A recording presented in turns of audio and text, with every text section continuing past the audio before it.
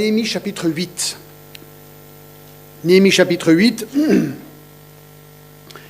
Ça fait depuis le début qu'on a commencé Néhémie que j'attendais ce jour. D'accord ? Tellement Néhémie 8 est un chapitre palpitant.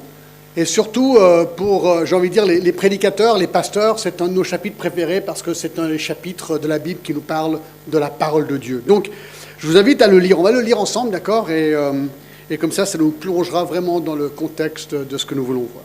Donc, Néhémie 8 à partir du verset 1.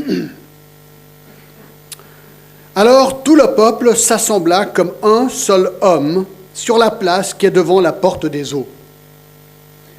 Ils dirent à Esdras le scribe d'apporter le livre de la loi de Moïse prescrite par l'Éternel à Israël. Et le sacrificateur Esdras apporta la loi devant l'assemblée, composée d'hommes et de femmes et de tous ceux qui étaient capables de l'entendre. C'était le premier jour du 7e mois. Esdras lut dans le livre depuis le matin jusqu'au milieu du jour, sur la place qui est devant la porte des eaux, en présence des hommes et des femmes et de ceux qui étaient capables de l'entendre. Tout le peuple fut attentif à la lecture du livre de la loi. Esdras, le scribe, était placé sur une estrade de bois, dressée à cette occasion. Auprès de lui, à sa droite, se tenaient Matithia, Shema, Anadja, Uri, Ilkija et Maaseja, et à sa gauche, Pedaja, Mishaël, Malkija, Hashum, Ashbadana, Zacharie et Meshulam. Esdras ouvrit le livre à la vue de tout le peuple, car il était élevé au-dessus de tout le peuple. Et lorsqu'il l'eut ouvert, tout le peuple se tint en place. Esdras bénit l'Éternel, le grand Dieu, et tout le peuple répondit en levant les mains, « Amen, Amen !» Et ils s'inclinèrent et adorèrent l'Éternel, le visage contre terre. Josué, Bani, Sherabia, Jamin, Akoub, Shabetaï, Odija, Maaseja, Kelita, Azaria, Josabad, Hanan, Paladja et les Lévites expliquaient la loi au peuple, et chacun restait à sa place. Ils lisaient distinctement dans le livre de la loi de Dieu, et ils en donnaient le sens pour faire comprendre ce qu'ils avaient lu. Néhémie, le gouverneur, Esdras, le sacrificateur et le scribe, et les Lévites qui enseignaient le peuple, dirent à tout le peuple, « Ce jour est consacré à l'Éternel votre Dieu. Ne soyez pas dans la désolation et dans les larmes, car tout le peuple pleurait en entendant les paroles de la loi. » Ils leur dirent, « Allez, mangez des viandes grasses et buvez ce qui est doux, et envoyez des portions à ceux qui n'ont rien de préparé, car ce jour est consacré à notre Seigneur. Ne vous affligez pas, car la joie de l'Éternel sera votre force. » Les Lévites calmaient tout le peuple en disant, « Taisez-vous, car ce jour est saint. Ne vous affligez pas. » Et tout le peuple s'en alla pour manger et boire, pour envoyer des portions et pour se livrer à de grandes réjouissances, car ils avaient compris les paroles qu'on leur avait expliquées. Et bien que le Seigneur bénisse vraiment sa parole ce matin. Alors j'ai intitulé mon message « Apporte le livre ». Sous-titre « Les ingrédients essentiels d'un réveil ». D'un réveil. Alors je ne sais pas si vous êtes comme moi, mais on entend parfois dans les églises ce genre de langage que les gens veulent un réveil. Peut-être vous l'avez déjà dit aussi. On aimerait, Seigneur, voir un réveil. Et il y a un appel ou un désir ou un cri de vouloir avoir un retour à un réveil. Alors, je me suis posé la question, mais c'est quoi exactement un réveil ?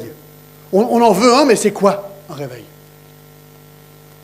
Eh bien, il y a un certain Alec Rowland qui définit un réveil comme ceci. Un réveil, et je cite, « c'est un sentiment écrasant de la présence de Dieu qui tombe sur un chrétien qui est devenu mort et léthargique dans sa vie spirituelle et où sont ravivés dans sa vie les éléments normaux de la vie chrétienne qui ont été laissés de côté, ravivés avec zèle et passion. En fait, si c'est un réveil, ça veut dire qu'on s'est endormi. Et donc, on veut revenir à cet état de réveil qu'on a un petit peu perdu. Donc, un jour, apparemment, on peut dire, alors j'étais tiède, j'étais léthargique, et soudainement, mon zèle pour le Seigneur revient d'une vigueur que je ne connaissais peut-être pas avant.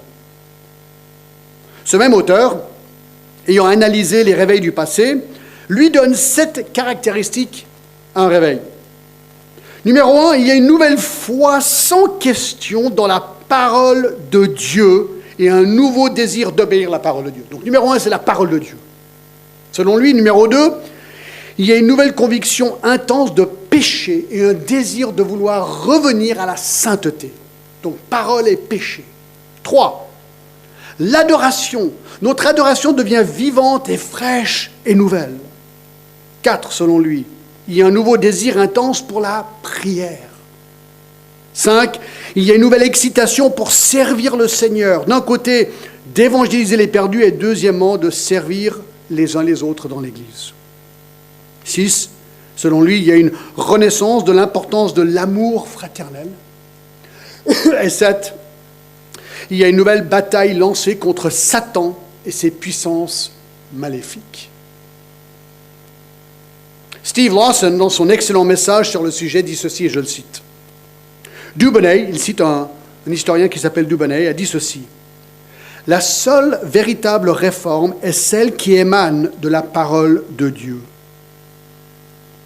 Ceci est vrai de la réforme du XVIe siècle qu'on a vu ici même à Genève. C'était une redécouverte de la parole de Dieu. La prédication biblique a bouleversé le monde. Il continue, c'est pareil en Angleterre. On a juste prêché la Bible. Il y a eu de grands réveils sous Jonathan Edwards et sous George Whitefield. La côte est des États-Unis fut électrifiée par la parole de Dieu.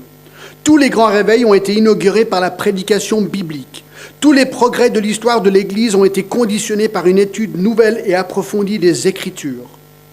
Les humanistes sont, eux, retournés à la littérature classique, tandis que les réformateurs sont, eux, revenus aux Écritures.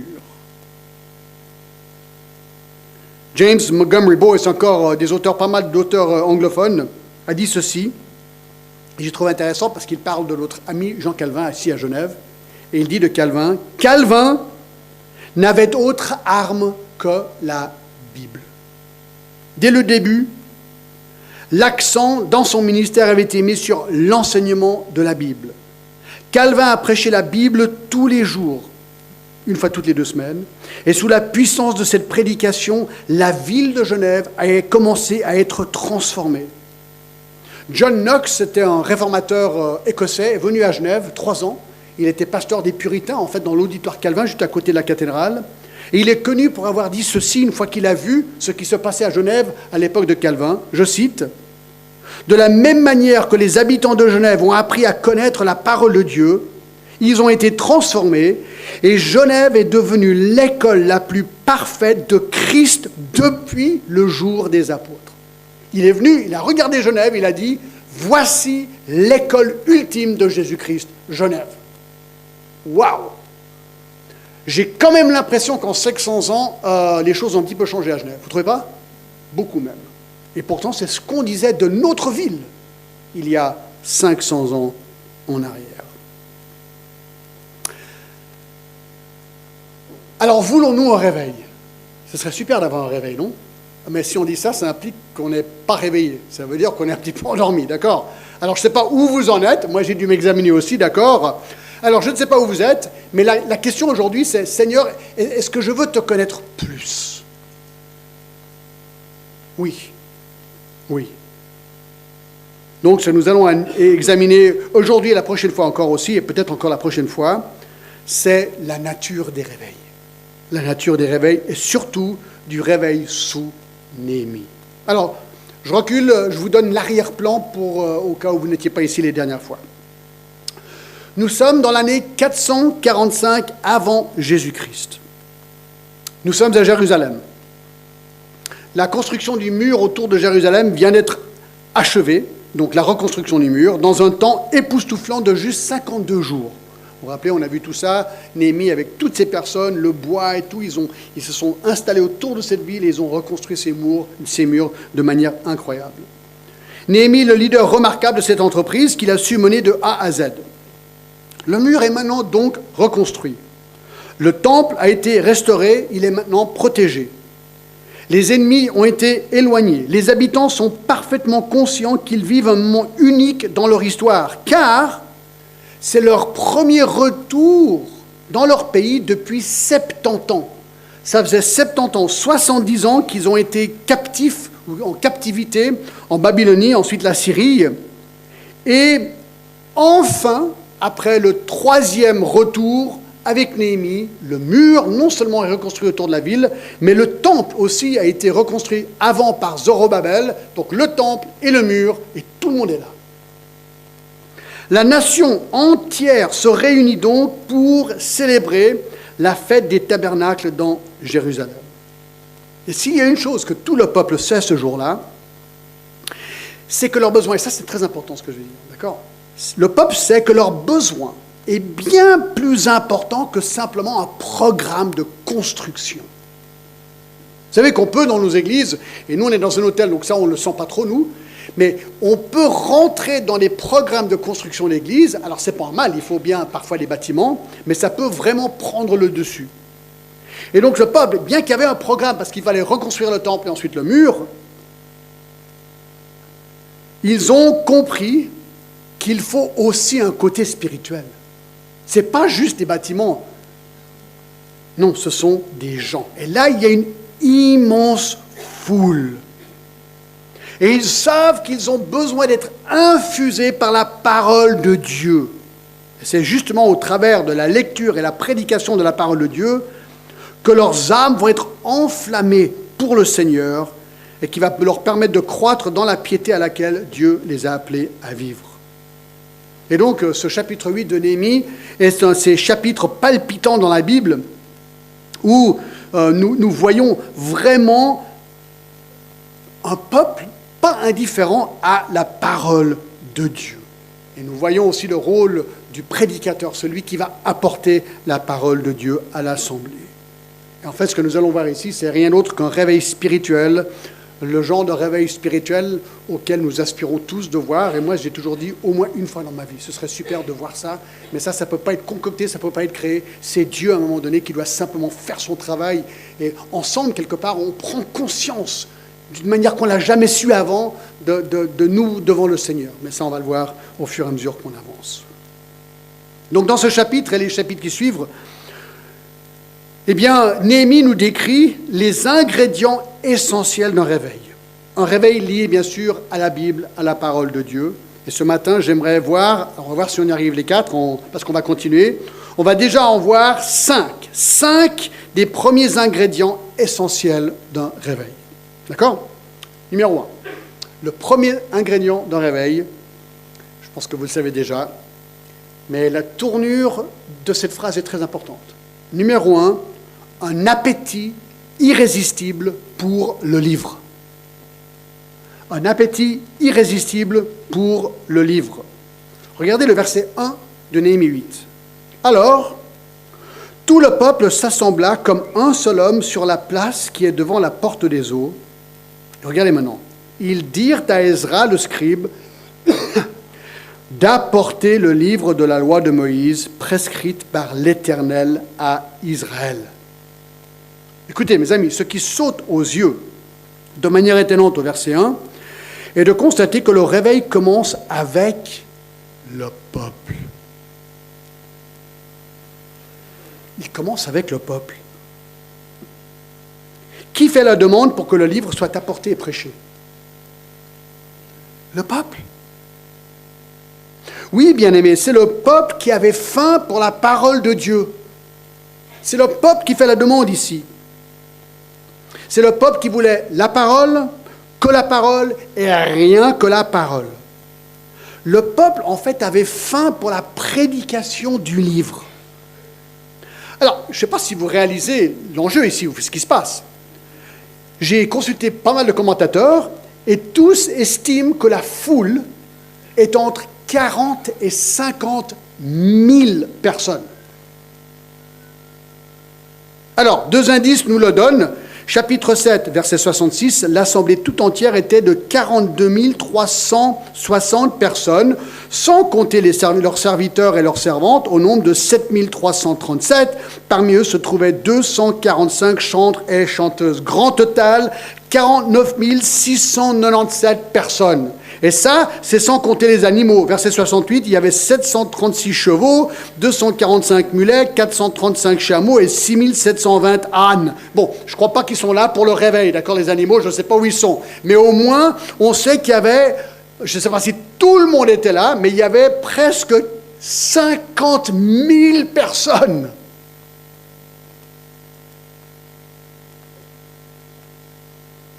Et là, réunis devant la porte des eaux. Alors, de nouveau, j'ai oublié de mettre le plan. Je ne sais pas si on peut le retrouver. La porte des eaux, c'est en bas à droite. Et ce qui est intéressant avec la porte des eaux, c'est qu'il y a une grande place. On le voit, je crois, sur le plan, si on peut le retrouver, d'accord ? On a l'impression qu'il y a un espace où on aurait pu mettre ces 40 000 personnes. Alors, juste pour faire la comparaison, puisque notre hôtel est adjacent au stade de Genève, il y a 30 000 places dans le stade de foot de Genève. Là, il y avait presque 50 000 personnes. Donc, c'est quasiment 2 fois le stade de Genève. Ça fait un paquet de monde. Voilà, alors on voit, ça s'appelle The Watergate, d'accord, en bas à droite. Et on voit juste, si le mur était, je pense que c'était comme ça, il y avait cet espace, je me demande si c'était juste là où ces gens étaient réunis. Il y a donc une foule énorme réunie, et c'est eux, cette foule qui dit « Apporte le livre, Esdras, apporte la Bible !» Écoutez, ça c'est le rêve du pasteur, quoi. Non, mais le rêve du pasteur, c'est que le peuple dit « Écoute, apporte la prédication, on veut le livre !» Ah ouais, écoutez, vous avez l'autorisation, criez ça quand vous voulez, d'accord ? Et quand le pasteur ou l'enseignant ou le prédicateur se détourne, on veut le livre et rien d'autre que le livre. C'est génial. Je trouve ça remarquable. À la limite, j'ai envie de m'asseoir là, tout d'un coup, mais je ne vais pas le faire, d'accord ? Ce serait le message le plus court dans l'histoire de cette Église. Le cri vient du banc de l'Église, le cri vient de l'Assemblée, le cri vient des individus, des hommes, des femmes, des enfants. Ils ne veulent qu'une chose, c'est qu'on leur explique le livre. Mais pourquoi ? Allez avec moi à Deutéronome 31. Deutéronome 31, versets 10 à 13. Alors, vous savez, c'est vraiment intéressant, le livre explique le livre. Ça, c'est une des règles de l'herméneutique. Si tu veux comprendre ce qu'est la Bible, consulte la Bible pour voir comment elle explique la Bible. Là, on a l'explication de ce qui se passe. D'accord ? Deutéronome 31, verset 9. C'est Moïse. Moïse écrivit cette loi et il l'a remis au sacrificateur, fils de Lévi, qui portait l'arche de l'alliance de l'Éternel et à tous les anciens d'Israël. Moïse leur donna cet ordre, c'est un ordre.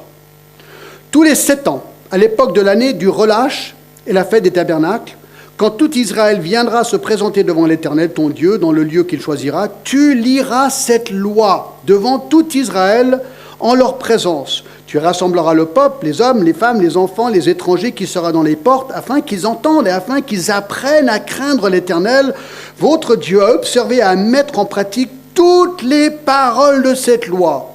Et leurs enfants qui ne la connaissent pas l'entendront et ils apprendront à craindre l'Éternel, votre Dieu, tout le temps que vous vivez dans le pays dont vous prendrez possession après avoir passé le Jourdain. Voyez-vous, Moïse, inspiré par Dieu, avait prescrit que tous les 7 ans, au moment de la fête des tabernacles, qui commémorait la sortie du peuple d'Israël d'Égypte et ses 40 ans dans le désert, que le peuple serait réuni et que la loi, donc la loi c'est quoi ? C'est la Torah, c'est les 5 premiers livres de la Bible, serait lue. Donc c'était une lecture publique prescrite par Dieu tous les 7 ans. Alors le problème, c'est que dans le contexte de Néhémie, le peuple avait été déportés depuis 70 ans. Donc ça faisait 10 fois 7 ans qu'ils n'avaient pas pu faire ça. Donc ils étaient affamés de connaître la loi de Dieu. Ils n'ont pas pu accomplir cette prescription, et surtout dans Jérusalem. Alors le jour était enfin arrivé où le peuple pouvait faire ce que Moïse avait prescrit. On est environ fin septembre, début octobre, c'est là où cette fête a lieu. Imaginez la joie. Imaginez que ça fait 70 ans que vous n'avez pas pu faire ça. Moi, je pense souvent aux Huguenots qui ont été persécutés en France pendant toutes ces années. Et pour beaucoup d'eux, pendant des années, ils ne pouvaient jamais se réunir à plus que 5 ou 10 ou 3 ou 4 par peur d'être repérés. Et certains d'eux, au risque des périls de leur vie, on voulait venir à Genève. Genève, c'était la ville réformée, la ville libre. Et souvent, je raconte cette histoire, et j'ai toujours la chair de poule quand je la raconte. Mais imaginez ces gens depuis des années qui se réunissent à 2, 3, 4, 5 personnes, et ils arrivent finalement à Genève. Ils reçoivent leur laissez-passer parce qu'ils sont reconnus huguenots. Et là, c'est un dimanche matin. Ils montent de la frontière, peut-être à Saint-Julien, et ils montent, et là, ils entendent les cloches de Saint-Pierre, tadalong, tadalong, tadalong. Puis ils montent, et puis ils voient tout Genève qui monte les rues de la vieille ville. Et là, ils arrivent devant la cathédrale, porte grande ouverte. Puis ça commence à chanter. Et vous n'avez pas vu ça depuis des années. Et là, une église pleine à craquer. Et là, ils commencent à chanter les psaumes. Et tout d'un coup, Jean Calvin qui se met dans la chair, et paf, il amène la parole, et que la parole. Et puis, moi, je me disais, ces gens effondrés, en train de pleurer, quoi. Non, mais c'est des moments, on ne peut pas imaginer, surtout sachant que, peut-être tu as perdu un oncle, ou une grand-mère, ou un père, ou un fils, ou une fille qui ont été déjà tués ou mis en prison pour leur foi, et toi, au risque de la vie, tu es là. Et là, pour la première fois, tu peux vivre ces moments. C'est un petit peu ça, ce qu'ils ont vécu ici. La parole. La parole.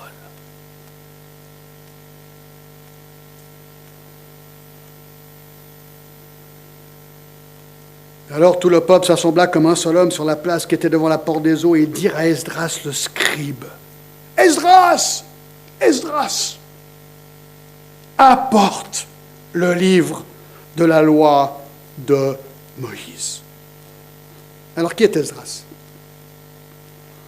On apprend qu'il est scribe et aussi sacrificateur. Au verset 2, et le sacrificateur Esdras. Alors, c'est quoi? Alors, déjà, les scribes étaient responsables de rédiger des copies de la Torah. Bon, les sacrificateurs sacrifiaient les animaux, c'est simple. Mais un scribe, il rédigeait, parce qu'il n'y avait pas encore les imprimantes ou des photocopieuses couleur vraiment super, d'accord? Ça n'existait pas encore. Donc, il devait tout copier à la main. Alors, juste pour vous donner l'idée du travail d'un scribe, j'ai trouvé ça. Alors, puis on était en Israël l'année passée, puis on a vu un scribe. Je vous ai rappelé à Masada, ceux qui étaient, on était tout en haut de Masada, il y avait le scribe, et on discutait avec lui, vachement sympa, derrière une vitre, et puis il était en train de recopier mot par mot la Torah, à la main. D'accord? Alors, voici juste 4 règles qu'il devait utiliser pour recopier un manuscrit à un autre. Numéro 1. Chaque colonne d'écriture devait avoir pas moins de 48 et pas plus de 60 lignes. 2. Ils devaient dire chaque mot à haute voix pendant qu'ils écrivaient. Parce que la clé ici, tu ne dois pas te tromper, quoi. Tu vois, c'est la parole de Dieu, inspirée de Dieu. Non, tu te trompes, c'est gravissime. Donc, ils prononcent le mot en l'écrivant. 3. Ils devaient essuyer le stylo et laver leur corps entier avant d'écrire le très saint nom de Dieu, Yahvé, chaque fois qu'ils l'écrivaient. Donc alors, des passages où Yahvé se voit plusieurs fois dans un chapitre, je vous garantis que ces scribes, ils étaient propres. 4.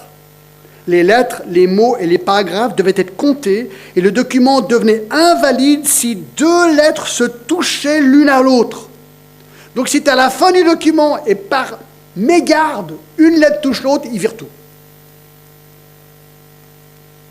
Le paragraphe du milieu, le mot et la lettre devaient correspondre à ceux du document original. Donc, c'était une manière de faire, de compter, pour être sûr que le compte était pareil, pour être sûr qu'on ne s'était pas trompé. Donc, c'était un travail très exigeant. Alors, imaginez, si votre job était de recopier la Torah toute la journée, toute la semaine, tous les mois, pendant toute votre vie, je vous garantis un truc, vous la connaissez vachement bien. Alors là, vous la connaissez. Là, vous la connaissez. Alors, ces gens devenaient des érudits des érudits bibliques à cause de ça. Alors, qu'est-ce qu'on sait sur l'homme, Esdras, scribe, sacrificateur? Eh bien, 14 ans plus tôt, il est retourné à Jérusalem, aussi d'exil, pour commencer son ministère, à enseigner la parole. Il a aussi... allons à Esdras, juste le livre avant. Esdras 7. Esdras 7.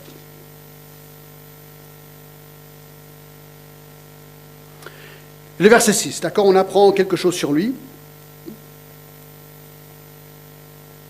Alors, Esdras 7, verset 6. Cet Esdras vint de Babylone, c'était un scribe versé dans la loi de Moïse, donnée par l'Éternel, le Dieu d'Israël. Et comme la main de l'Éternel, son Dieu, était sur lui, le roi lui accorda tout ce qu'il avait demandé. Donc, comme Néhémie, il avait demandé au roi de pouvoir rentrer à Jérusalem et faire son travail de repeuplement d'Israël.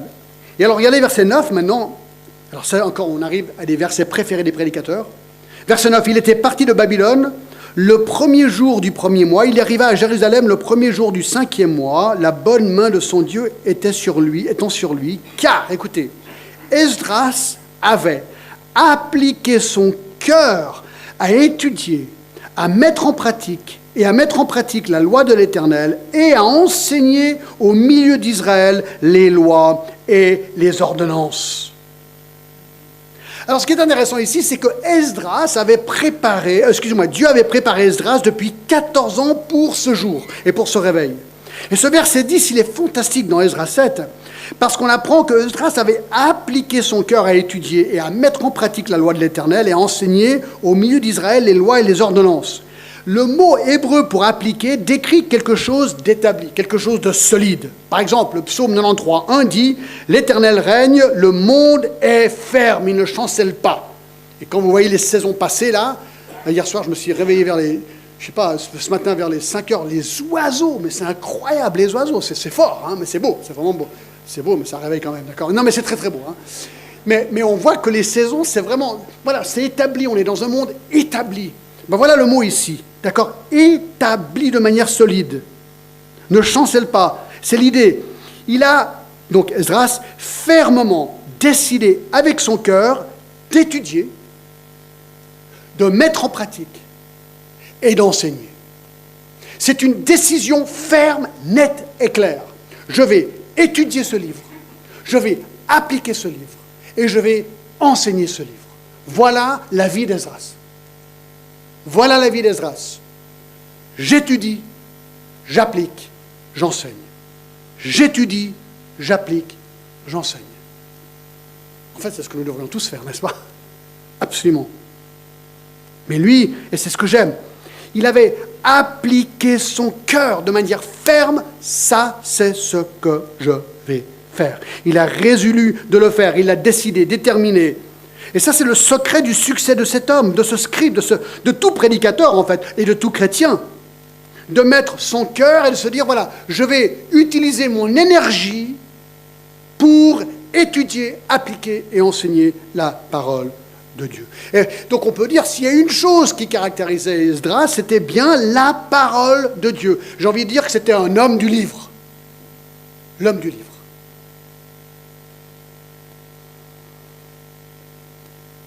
Alors ça, moi ça me fait penser au prédicateur, puisque j'en suis un, d'accord?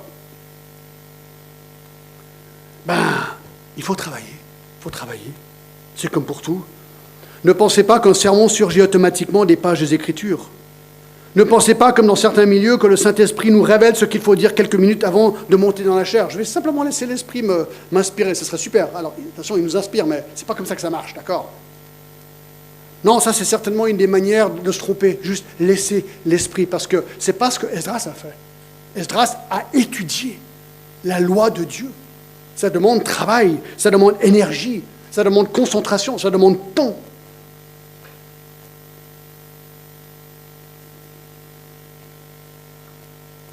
Le mot étudier veut dire chercher à acquérir la connaissance de quelque chose, chercher à comprendre par un examen. Si vous avez tous, je pense que vous avez tous été à l'école, je vais vous poser une question. Vous avez aimé l'école quand vous étiez petit? Alors vous allez peut-être dire, ouais, il y avait des trucs sympas. Tout? Non. Au fait, est-ce que vous savez pourquoi on est obligé d'aller à l'école? Vous avez déjà posé la question? C'est encore un truc de Genève, d'accord? Si vous allez au mur de la Réforme, 1536, c'est la date, le 21 mai, où Genève a voté la réforme. Eh bien, sur le mur de la réforme, c'est marqué en bas, et ce jour-là, l'instruction a été décrétée obligatoire à Genève. Avant ça, c'était aléatoire. On peut avoir des tutors, mais tu n'étais pas obligé. C'est Genève, en 1536, qui a rendu l'éducation des enfants obligatoire pour tout le monde. Donc je dis aux enfants, quand je fais les tours de la réforme, que si tu n'aimes pas l'école, tu peux blâmer Genève. D'accord ? C'est toute leur faute. C'est les réformateurs. Mais ça a changé le monde aussi, ce côté de l'éducation. D'accord ? Et donc, étudier, c'est compliqué, c'est dur. C'est pour ça qu'on est obligé d'y aller, parce que c'est bon pour nous, mais c'est dur d'étudier. Il faut se concentrer. Mais voilà ce que les scribes faisaient. Ils étudiaient, ils appliquaient leur cœur, c'était une décision. Ils enquêtaient de manière minutieuse la loi de Dieu. C'était comme un mineur à la recherche de pépites d'or. Il creuse et il creuse et il creuse pour trouver ses trésors. La semaine dernière, on m'a invité, j'étais orateur à Berlin. Il y a un des versets qu'on m'a demandé, on m'a imposé un verset, c'était vraiment bien. Bon, c'était du travail, d'accord. C'était 2 Timothée 2,15 qui dit ceci. 2 Timothée 2,15. « Efforce-toi de te présenter devant Dieu comme un homme éprouvé, un ouvrier qui n'a point à rougir, qui dispense droitement la parole de la vérité. » Ça implique, ce verset, je ne vais pas te donner tout mon message, mais ça veut dire qu'on peut dispenser de manière droite la parole de Dieu, ou, c'est quoi l'opposé de droite ? Tordu la parole de Dieu. On peut la donner de manière juste et droite, ou de manière tordue et fausse. Alors, comment on fait pour la différence ? Un des secrets, c'est ce qu'on est en train d'apprendre ce matin.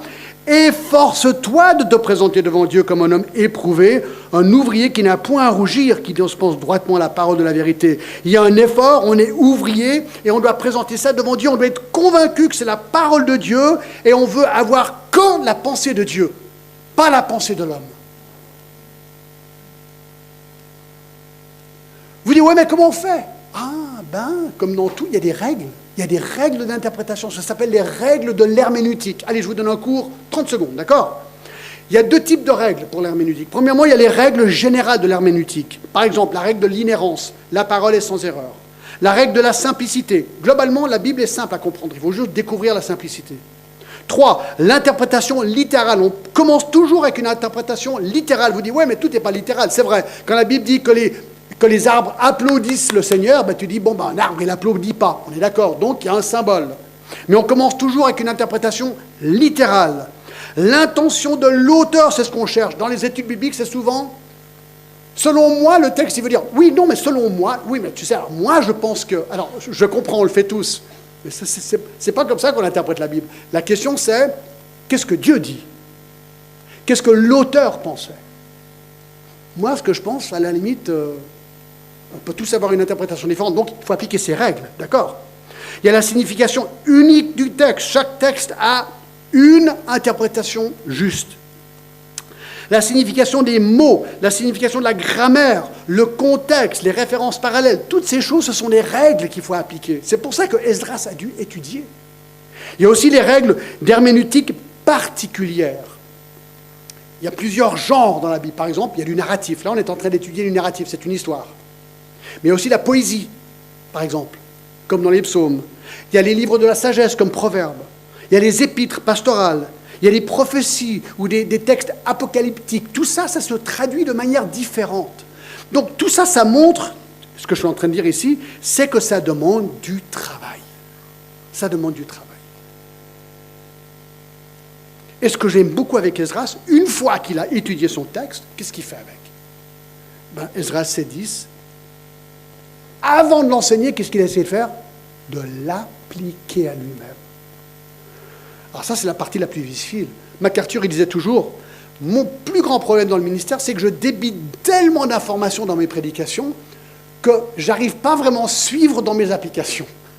Et j'ai compris ce qu'il disait, c'est-à-dire qu'il y a tellement dans la parole de Dieu, c'est dur d'être toujours à la hauteur de toute application de tout. C'est quasi impossible, et c'est pour ça qu'on se sent tout petit devant la parole de Dieu. Ça, c'est sûr et certain. Et ensuite, et c'est qu'après qu'il l'enseignait. Alors, ce que je trouve intéressant avec tout ça, mes amis, On est encore au verset 1, mais ne vous en faites pas, on a 3 semaines pour faire tous nos points. Pourquoi c'est intéressant? Parce que Néhémie, et surtout ici Esdras, était connu. Il était connu comme un homme du livre. Et qui est-ce que ces 40 ou 50 000 personnes appellent? Esdras, viens et apporte le livre. Apporte le livre. Donc c'est le peuple, mes amis, en fait, qui a un appétit irrésistible pour la loi de Dieu. Et ils veulent l'entendre. Et ça, je trouve vraiment, vraiment beau. Donc, voici le premier point. Voici le premier ingrédient d'un réveil, un appétit irrésistible pour le livre. Numéro 2, une proclamation robuste du livre. Une proclamation robuste du livre. Ce qui est intéressant avec le chapitre 8 de Néhémie, c'est que tout tourne autour, compliqué, tout tourne autour du livre, de la parole de Dieu. Et en fait, regardez ce qu'un prédicateur doit faire, d'accord? Et c'est ce qu'on le voit ici. 6 choses. Premièrement, il apporte le livre. C'est tout bête, hein, mais regardez. Alors, verset 2. « Et le sacrificateur Esdras apporta la loi devant l'assemblée. » Composé d'hommes et de femmes et de tous ceux qui étaient capables de l'entendre. C'était le premier jour du 7e mois. Alors, je ne sais pas comment vous réagissez, mais moi, je vois ici un côté visuel. Un côté visuel de ce texte qui va s'accentuer dans quelques instants. Le peuple ne veut pas simplement entendre le livre. Je me suis dit, mais Esdras, il connaissait probablement la Torah par cœur. Pourquoi il ne s'est pas juste levé, il a récité? Pourquoi il n'a pas juste récité? Il aurait pu juste réciter. La parole de Dieu, c'est la parole de Dieu. Ça aurait été bien, certes, mais lorsque le livre de la loi est physiquement apporté, lorsqu'il est ouvert devant le peuple, lorsqu'il est lu devant le peuple, lorsqu'il est expliqué devant le peuple, livre de son soi, c'est comme s'il y a quelque chose d'encore plus fort. Il y a un côté visuel, ça c'est sûr et certain. Il y a un côté visuel ici. Il y a quelque chose de solide, de fondamental, de divin, lorsque le livre est vu et il est lu. Parfois, je ne l'ai pas fait ce matin, je ne sais pas si vous avez remarqué, mais quand je lis avant le message, j'aime bien prendre ma Bible, et je fais comme ça, et je la lis pour qu'elle ait vue. Alors ce matin, je crois qu'avec le petit espace ici, vous pouvez en fait la voir, mais peut-être ce serait encore mieux d'avoir un plus fort visuel pour que le peuple sache, et c'est ça, pourquoi est-ce que c'est important? Pour que le peuple sache, ce qui va suivre, c'est biblique.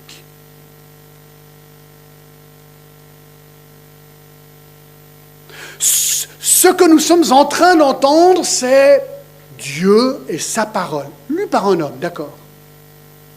Mais c'est la parole, et je me suis souvent posé la question, j'ai déjà souvent posé en prêchant, c'est quand même dingue que Dieu a choisi de nous révéler toute sa pensée dans un livre. Alors bien sûr, à l'époque, c'était les rouleaux, on est d'accord. Mais par écrit, qui implique que nous devons pouvoir lire et étudier.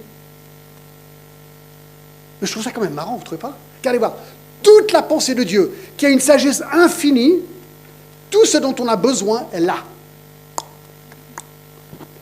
Dans un livre. Je me dis, c'est quand même incroyable. Toute la vie contenue dans un livre. Quelque part, ça devrait être hyper motivant de le connaître, ce livre.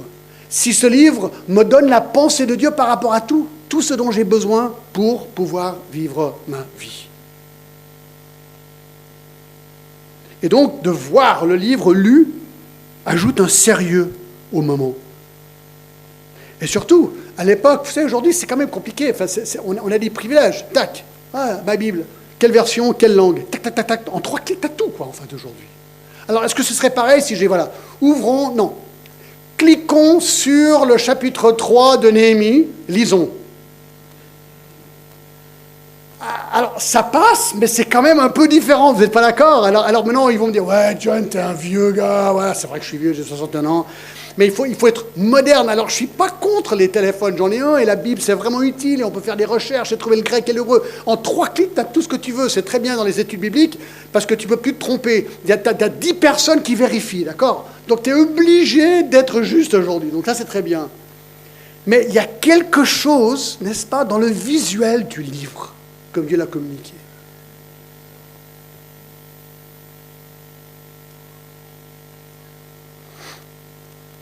Donc on est encore sous le point 2, d'accord? Une proclamation robuste du livre. Premièrement, il apporte le livre 2. Il lit le livre.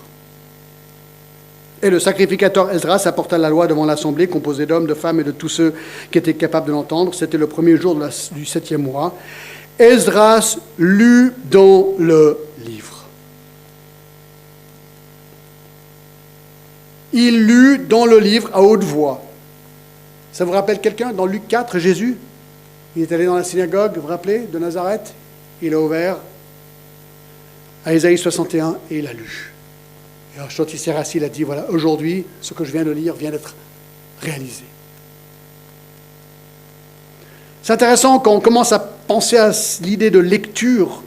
Paul dit à Timothée, dans 1 Timothée 4 et le verset 13, « Jusqu'à que je vienne, applique-toi à la lecture, à l'exhortation et à l'enseignement. » C'est intéressant.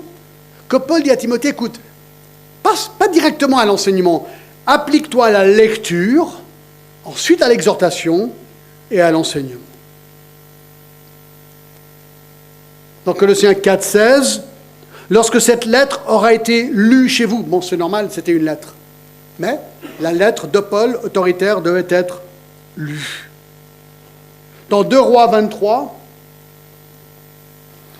versets 1 à 2, écoutez, le roi Josias fit assembler auprès de lui tous les anciens de Juda et Jérusalem, puis il monta à la maison de l'Éternel avec tous les hommes de Juda et tous les habitants de Jérusalem, les sacrificateurs, les prophètes et tout le peuple, depuis le plus petit jusqu'au plus grand. Il lut devant eux toutes les paroles du livre de l'Alliance qu'on avait trouvé dans la maison de l'Éternel.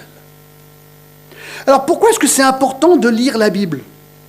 Mais écoutez, s'il est inspiré, et je ne dis pas ça avec un doute, c'est hypothétique, écoutez Hébreux 4, 12. Car la parole de Dieu est vivante, efficace, plus tranchante qu'une épée quelconque à 2 tranchants, pénétrante jusqu'à partager âme, esprit, jointure et moelle, elle juge les sentiments et les pensées du cœur.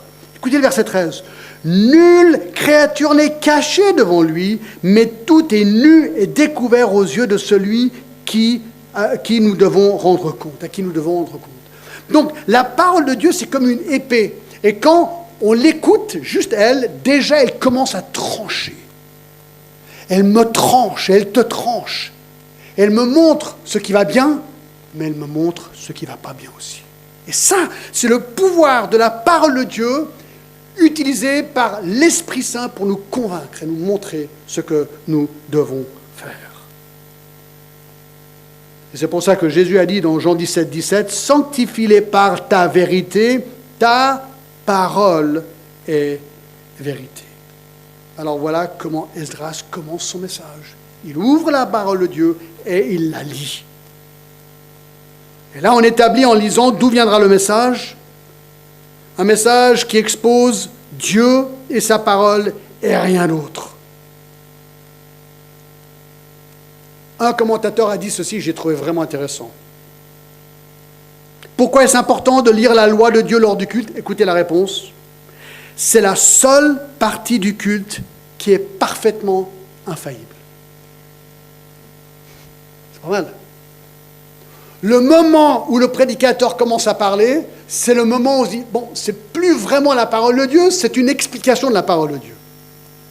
Alors, est-ce qu'on devrait se taire? Est-ce qu'il ne devrait pas y avoir de prédicateur? Non. Alors, ça, on ne peut pas non plus. Pourquoi? Parce que 2 Timothée, chapitre 4, Et verset 1, « Je t'en conjure devant Dieu et devant Jésus-Christ qui doit juger les vivants et les morts, et au nom de son avènement et de son royaume, prêche la parole. » Donc on est appelé à prêcher la parole. Dieu veut des prédicateurs, des enseignants.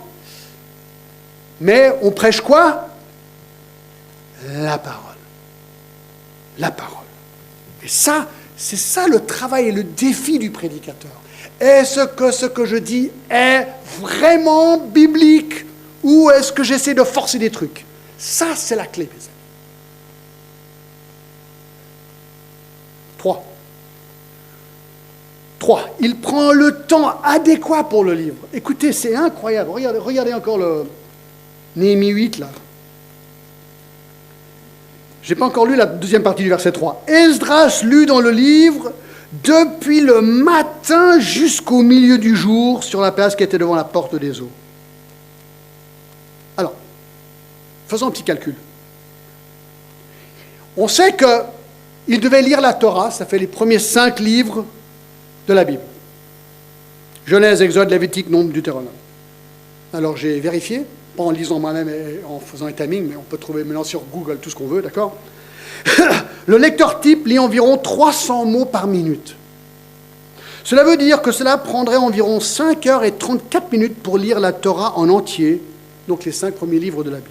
Et ça colle parfaitement avec ce qu'on voit dans le verset 3, d'accord? Presque 5 heures. Et ce qui est intéressant ici, c'est que le temps n'est pas compté. Imaginez, mes amis, la foule au verset 2 et 3, hommes, femmes et tous ceux qui étaient capables de l'entendre. Donc on a l'impression qu'il parle d'enfants ici. Il y avait femmes, hommes, femmes et enfants. Et regardez la fin du verset 3. Ils ont écouté pendant 5 heures, mais regardez, sur la place qui était devant la porte des eaux, en présence des hommes et des femmes, et de ceux qui étaient capables de l'entendre, tout le peuple fut attentif à la lecture du livre de la loi. Allez voir. Imaginez, écoutez, quelqu'un lire pendant 5 heures et être attentif pendant 5 heures. Tout le monde. Moi, je sais que c'est déjà compliqué pendant 45 minutes. D'accord?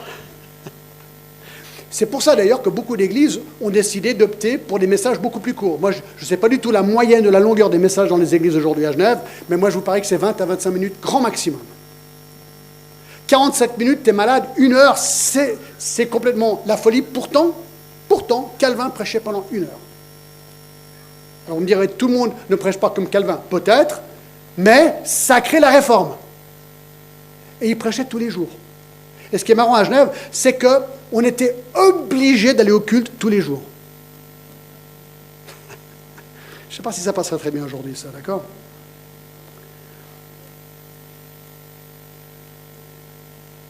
Est-ce que vous êtes déjà arrivé, vous lisez un livre, vous êtes complètement emballé.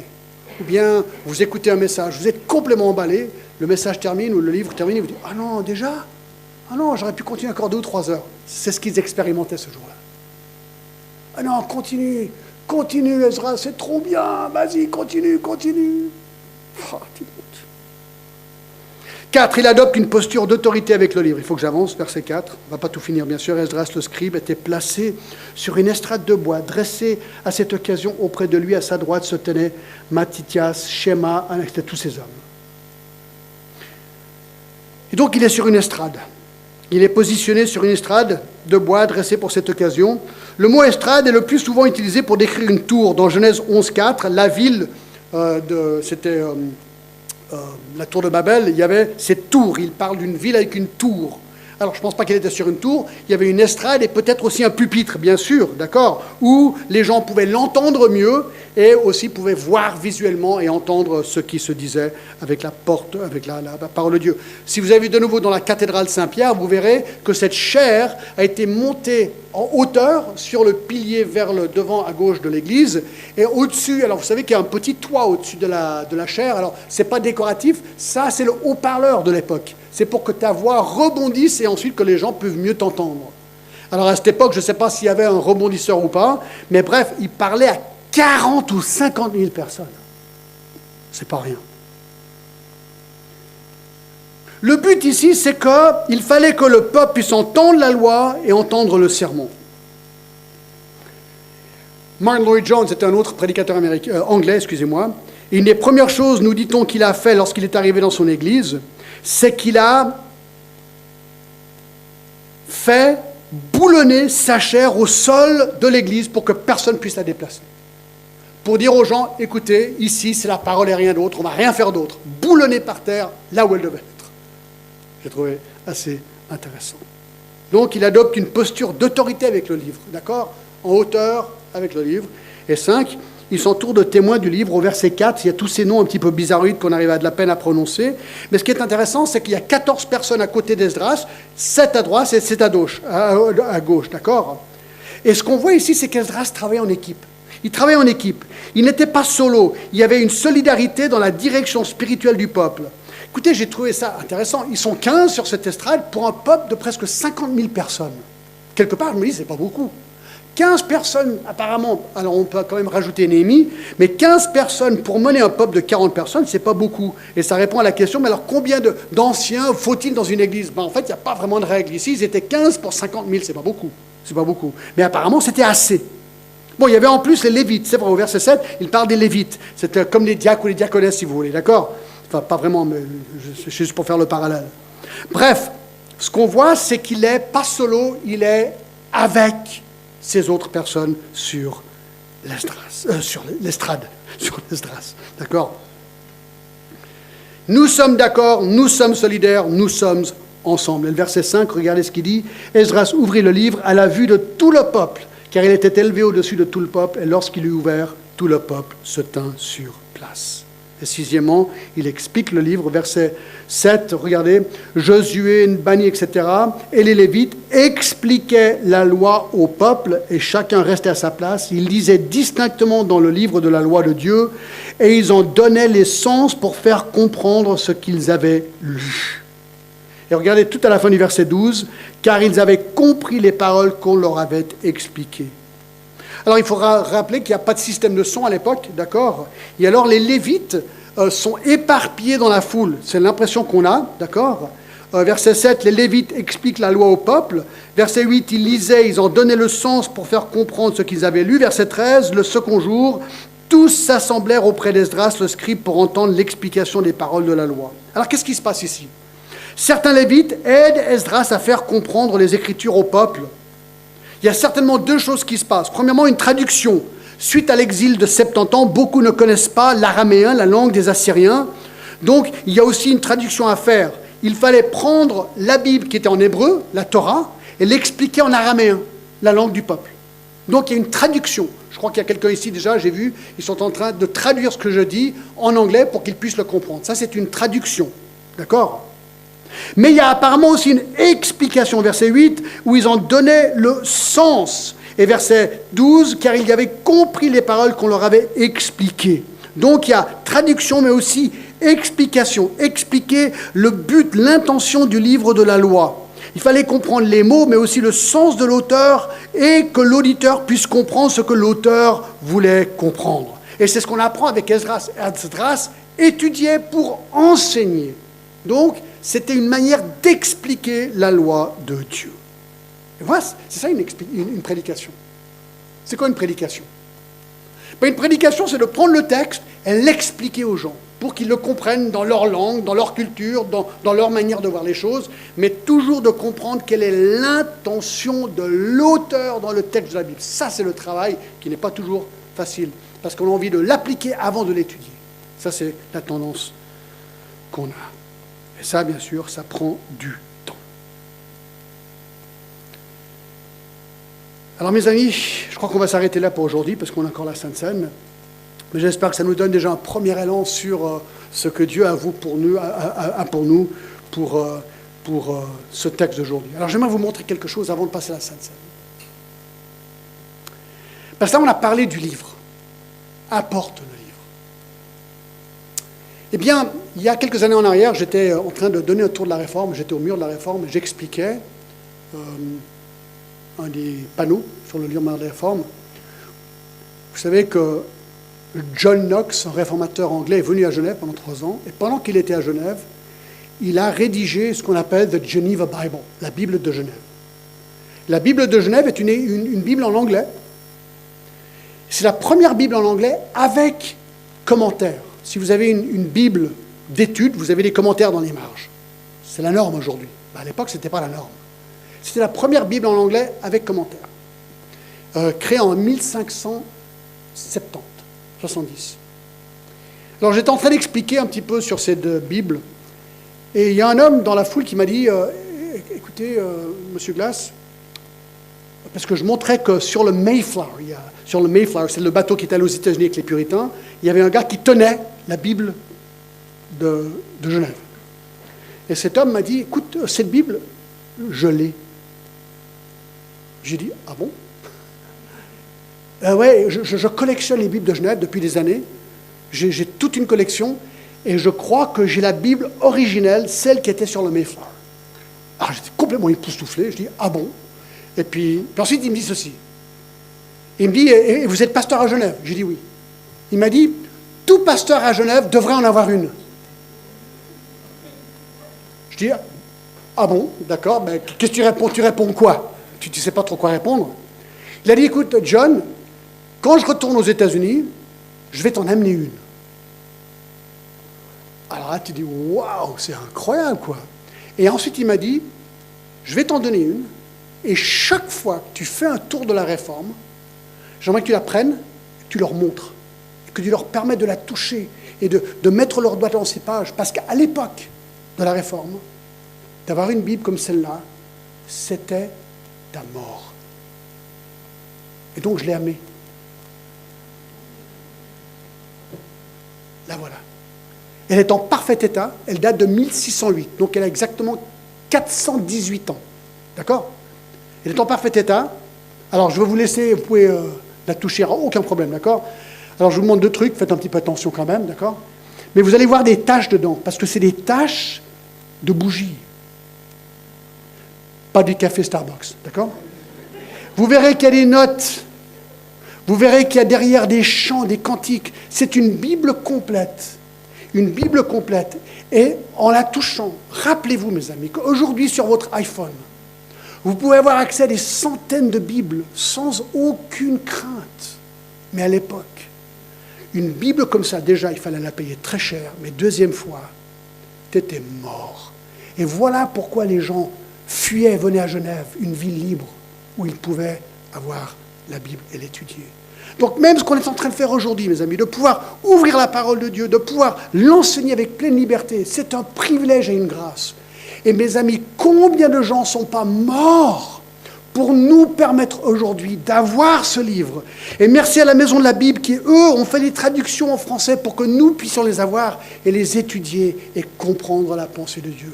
Ne soyons jamais légers avec la parole de Dieu, mes amis. Que nous soyons passionnés, que nous soyons comme Esdras, et que nous puissions, comme lui et comme ce peuple, languir de connaître mieux et encore mieux la parole de Dieu. Donc je commence avec Simon, d'accord? Vous pouvez prendre les photos tout à l'heure, peut-être après le culte, d'accord? Je vais vous la laisser, je vous fais vraiment confiance, d'accord? Et si vous la prenez, je viens après vous, et je viens vous trouver, d'accord? Non, d'accord, pas de menace, d'accord? Mes amis, il est un peu tard, mais on va quand même prendre la Sainte Seine, d'accord? Et on va remercier le Seigneur. C'est un moment de joie, de remerciement, de reconnaissance ce matin. On ne va pas faire long, mais c'est vraiment important de pouvoir simplement venir et nous recueillir devant le Seigneur. Donc je vais appeler mes amis à venir et m'aider à distribuer la Sainte Seine ce matin avant la fin du culte. Venez simplement maintenant et nous allons pouvoir faire la Sainte Seine ensemble, d'accord?